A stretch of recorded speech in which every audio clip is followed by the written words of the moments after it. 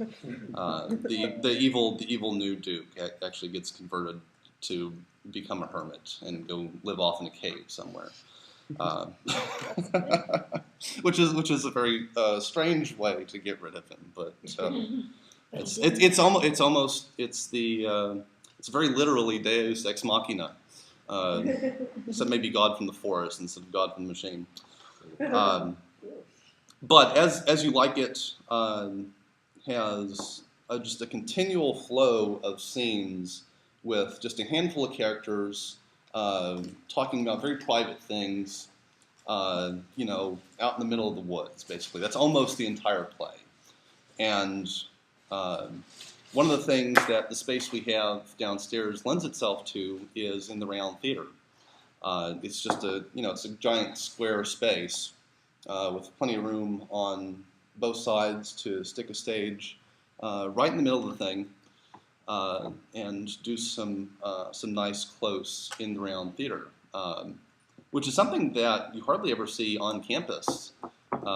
Although in the professional world in Houston, if you go out, a lot of the spaces are sort of naturally in the round. If you've ever been down to Main Street in the Village, they're built in the round. Yeah, Stages has a nice three-sider in the round theater, depending on how they set it up. Black boxes that do that. Yeah, and then there's black boxes all over the place, but you don't really see it on campus. So I thought that would be it'd be really interesting to take the opportunity to do something like that, which would be hard in Baker because Baker is so narrow.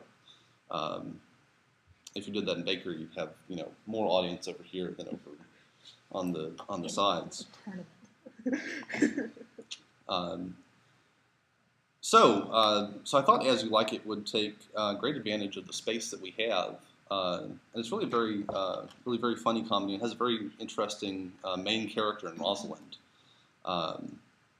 which is not perhaps the most complex part in Shakespeare, but it's definitely a notable one. As You Like It, we have two dukes, and the old duke has been overthrown and exiled by the young duke, and the old duke and some of his friends have gone off to live in the forest of Arden.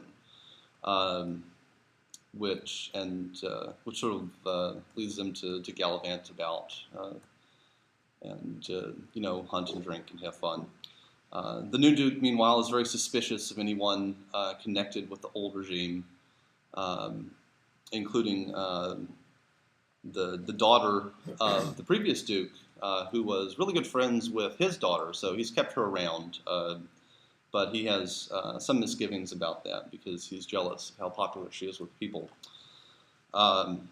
We also have a couple of sons of another noble who was friends with the old duke, Orlando and Oliver, Oliver being the older one. And he's exercising his rights as firstborn and basically has taken over his father's entire inheritance.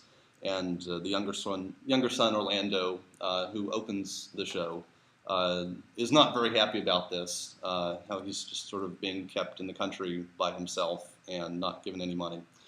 And so he decides to seek his fortune in the world, and he does this by entering a wrestling match with the championship wrestler of the dukedom, whom he manages to beat.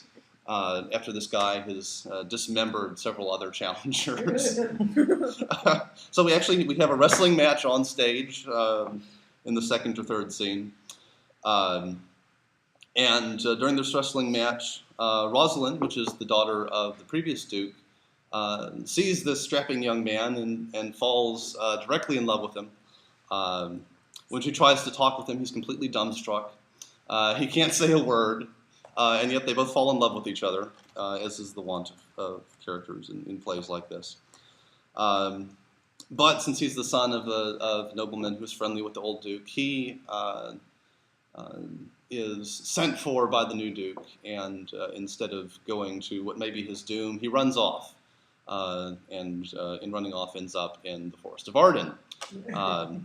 This is a common thing in this world, apparently. Where else do you go? Yeah, where else would you go? I mean, the forest is everywhere. So Rosalind also arouses the ire of the Duke, and he banishes her, and the Duke's daughter, who is her really good friend, Celia, she decides that she's not going to let Rosalind go into banishment by herself, and they both sneak away together, which doesn't make the Duke very happy. Rosalind disguises herself as a boy so that they're much less likely to arouse suspicion to young women traveling together. And they also go into the Forest of Arden, where they find the rest of the company, but they don't recognize Rosalind because she's dressed up as a boy, which is one of the interesting costuming challenges of this play. Orlando is love-struck and goes around pasting poetry to all the trees in the forest, which Rosalind eventually sees. She decides not to reveal herself still, but to confront him and trick him into treating her as him, as Rosalind the girl, on the premise of breaking him of his lovesickness. So we have wooing scenes between Orlando and the boy Rosalind, who's actually the girl Rosalind. It makes a little more sense if you read it, because it develops after a time. And there's various other, some other girl in the forest falls in love with Rosalind in her boy aspect, and she has a beau who's pursuing her.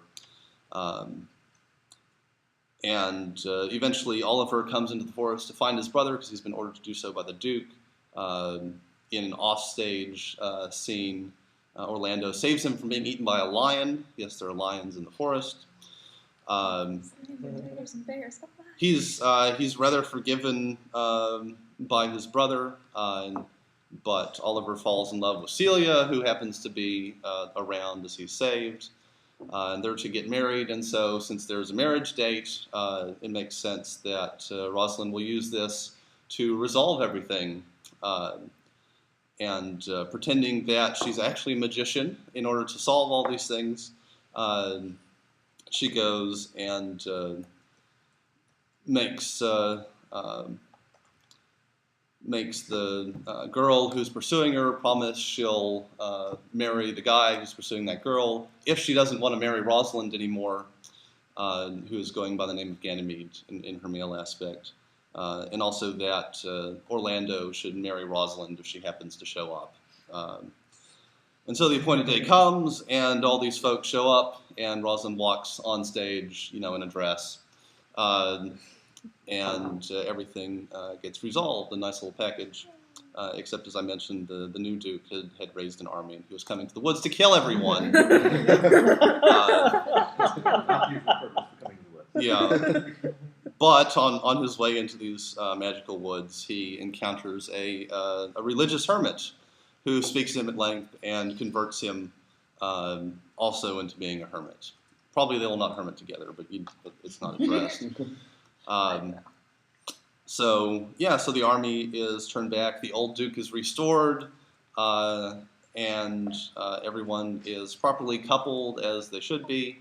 Rosalind and Orlando, Oliver and Celia, the two shepherds, the fool and the ugly girl that he's pursuing. Although I think maybe it would be hilarious if she was actually really quite pretty. And he keeps going on about how ugly she is, because he is a fool, after all. And then everyone dances, as is the law of Shakespeare.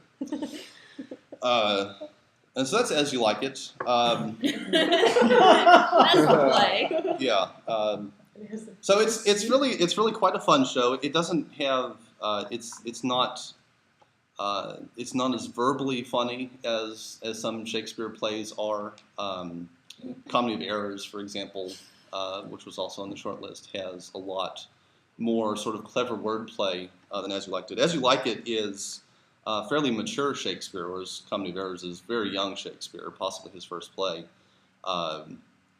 And so it's a show that has a good mix of prose and poetry. The poetry is very loose, as Shakespeare got in his later days. There's probably 3 or 4 rhyme couplets in the whole thing, instead of whole speeches of them in Comedy of Errors. He got lazy. Well, he got more sophisticated. You say sophisticated, I say lazy. Yeah, but